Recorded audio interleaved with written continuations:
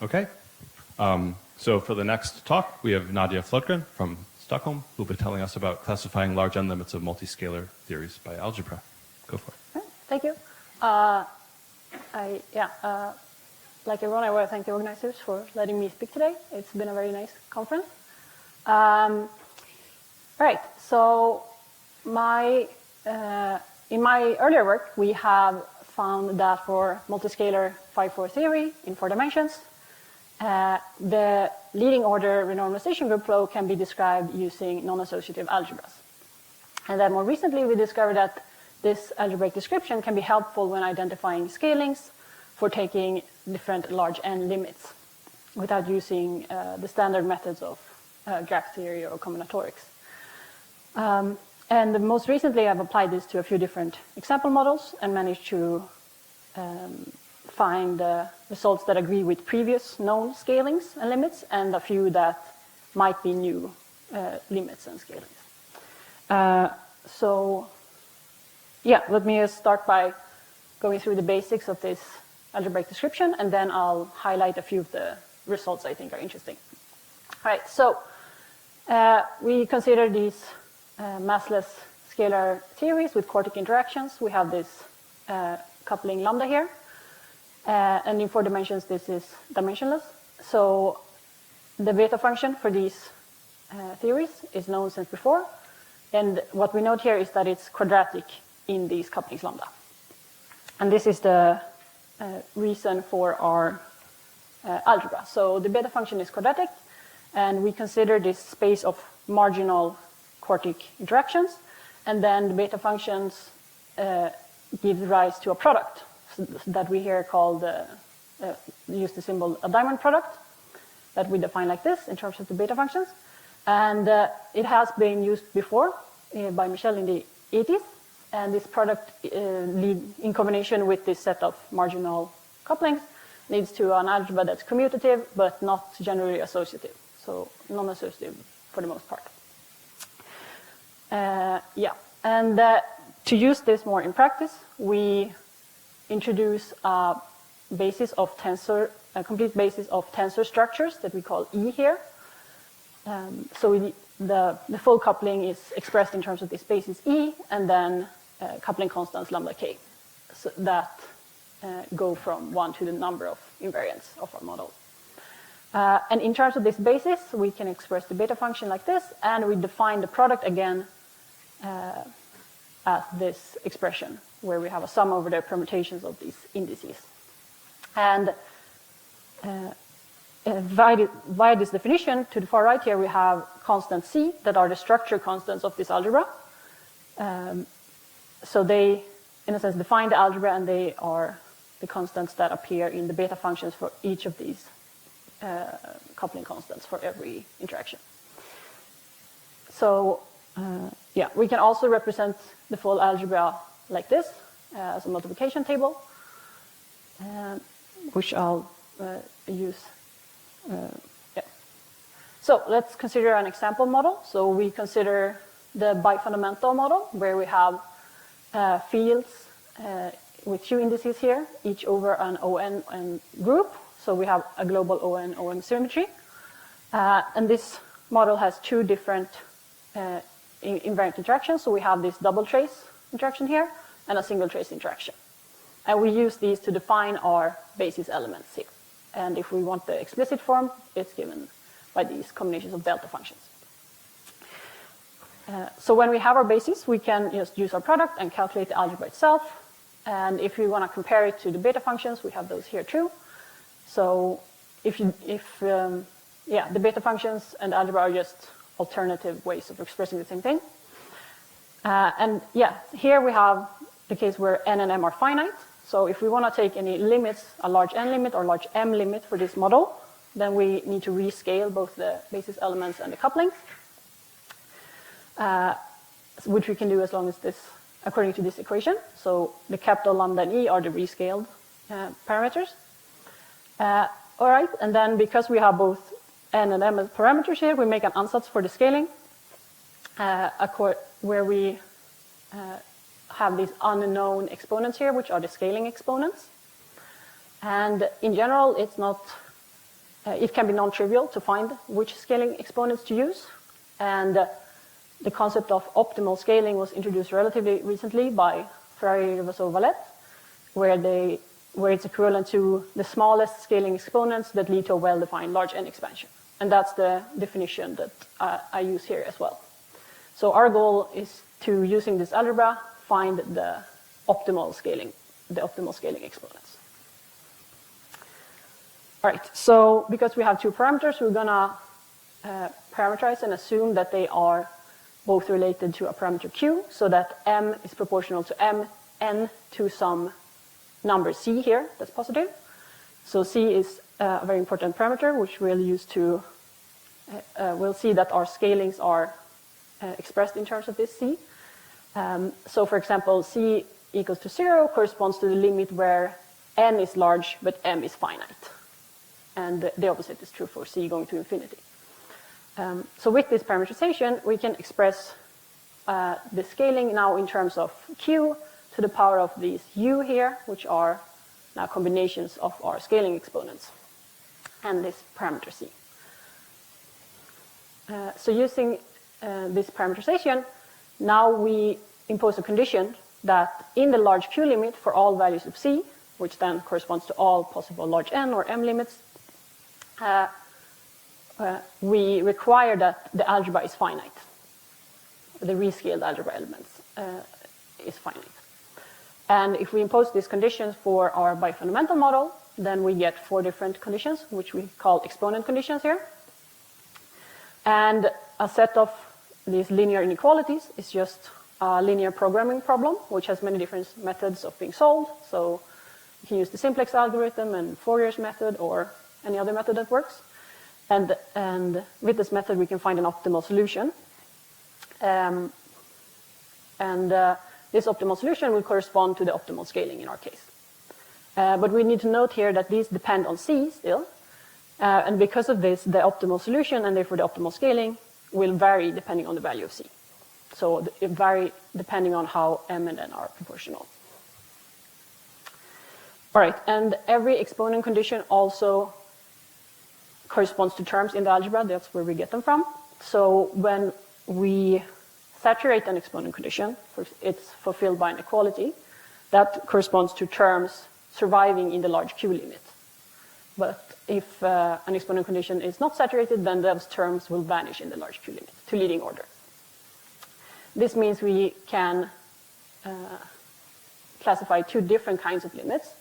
We have critical limits where at least 2 of the exponent conditions become identical, and this occurs for specific values of c. So here we see that for c equals to 1, these 2 are identical. And this means that more terms will survive the large q limit. And then we have reduced limits where no conditions are identical and therefore fewer terms are going to survive. So again, if we look at the bifundamental model, here I have plotted all these 4 different conditions. So, and the white area here is the region of feasible solutions to this linear programming problem. So here for c less than 1 and c larger than 1, we see that all 4 lines are up here, while for c equals to 1 we have 3 distinct lines because 2 of them have merged, meaning that this is the case that's a critical limit. And we also see that this dot here is what shows which the optimal scaling is going to be, optimal solution. So for c less than 1, we see that this optimal solution occurs at the intersection of these 2 lines, while for c larger than 1, it's one line is the same, but another is different. And that means that this system has 2 different optimal scalings. One optimal scaling gives a finite algebra for c less than 1, meaning when n is larger than or equal to m. And then we have another optimal scaling that gives a finite algebra when m is larger than or equal to n instead. So we have 2 optimal scalings and 3 large q limits. So we have the critical limit when the ratio of m and n is fixed, and both are large, and then we have the reduced limits, which are the other 2 cases. And we note here that because we have 2 optimal scalings that are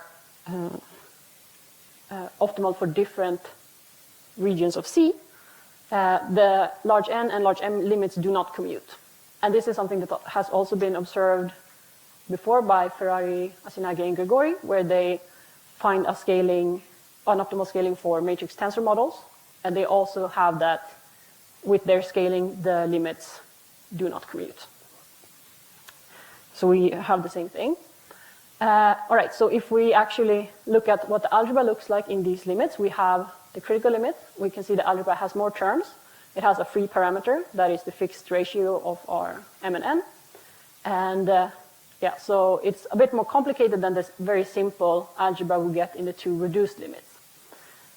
And yeah, I say here it's matrix-like because now basically the fields have matrix dimensions because m and n are directly proportional. While in this limit, one of n and m is much larger than the other. And yeah, what I mean when I say a simpler algebra, I mean that it has less free parameters and fewer terms. All right, we also note that for the value omega 0 here, the critical limit algebra reduces to the reduced limit algebra. So it's sort of a special case of this one. All right, and I also like to represent it like this. On the spectrum of C, we have one algebra here, that's the critical limit algebra, and then lines represent the reduced limit algebras. All right, before I finish, I want to highlight another model we studied.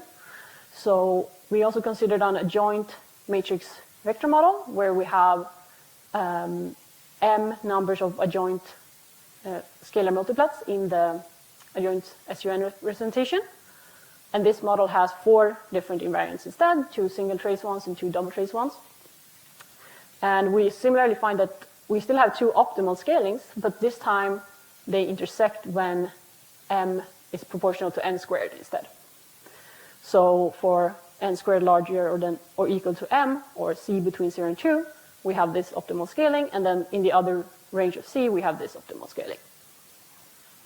And this model also has 5 different limits, which we can see here on the spectrum of c.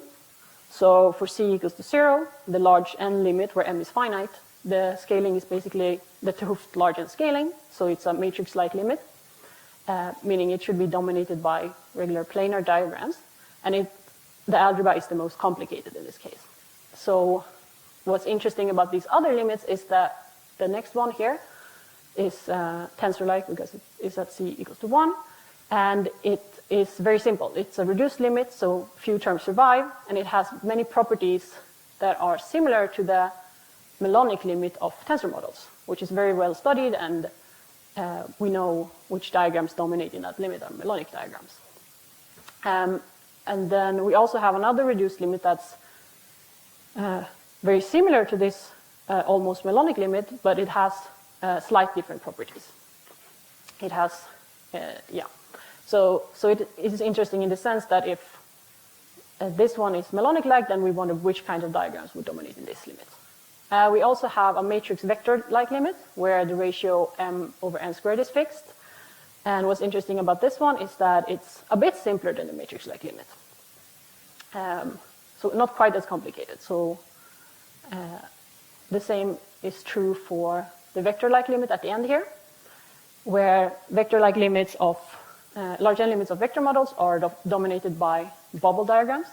But so other models we consider, the vector-like limit is very simple, which makes sense. And here we find that this particular algebra still has a free parameter, which is a little surprising since we expected it to be very simple and similar to the reduced limits here. So those are a few interesting features of this model. And yeah, just like I said, this is all to leading order. So we are very interested in looking at, do any of these limits survive and what diagrams dominate in future higher loop orders. So before I finish, I just want to say that some benefits and drawbacks of this method. So we have, we don't use any diagrammatics or combinatorial methods, but since our results, our method is able to identify previously known scalings, for example, for matrix model scalings and tensor model scalings, and some new ones, we know that it has to extract the same information as these diagrammatic methods, which also leads us to think that it might be applicable to other dimensions as well, since the more diagrammatic methods are as well. The drawbacks are that we have only developed this algebraic description for specific 5/4 theory, and only this description only works to one-loop order so far. So as we see it, the main benefit now might be to quickly be able to identify some new limits that we can then study with other methods in more detail, to higher order, to see which diagrams dominate. Because of this formalism is very new, we have many open questions left, like, do any of these limits survive? Are they interesting? Can the algebra tell us more about the diagrams that dominate? And can we apply a similar description to other fields and interactions and dimensions? Right, that's it. Thank you for listening.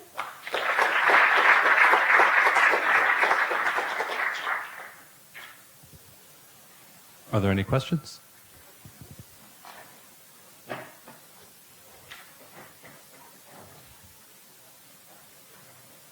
I had one question. Oh, is it on? Yep. Yeah. Oh, sorry. We had a question over there. No, go.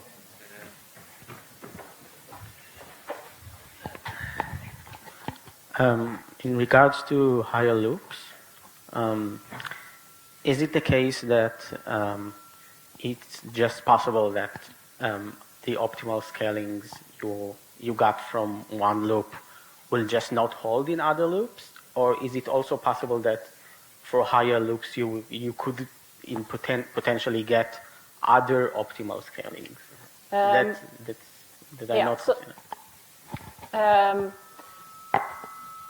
like the optimal scalings we have identified only are from one-loop order results, right? But because they agree with other optimal scalings that have been found by different methods, we think that it's likely that some of them will hold for higher loop orders. But since I haven't done the diagrammatic analysis of any higher loop orders yet, it is potential that maybe they don't hold. But I think, we're hopeful that at least some of them still work. And what was your other part of your question? Is the opposite somehow possible? Oh, to have scalings that we found only at higher loop orders. This method, if I go back to this diagram here, this entire region is full of possible scalings, but the only scalings that have terms that survive one loop order are the ones that appear on the limit of this region. So every scaling inside here gives a trivial one loop algebra, or one loop beta functions. So if we pick any of these scalings, then at least the one loop terms will disappear. And then, if we were okay with them disappearing, then maybe we can do something at high loop orders. But then, we're going to lose all of these leading order terms unless we pick something on the limit. And just to mention these other vertices here, they are also scalings. They're not optimal in the definition I used, but they still correspond to algebras with terms that survive. So they are also potentially interesting to other loop orders, which is not what I would call optimal here, but they're still maybe useful.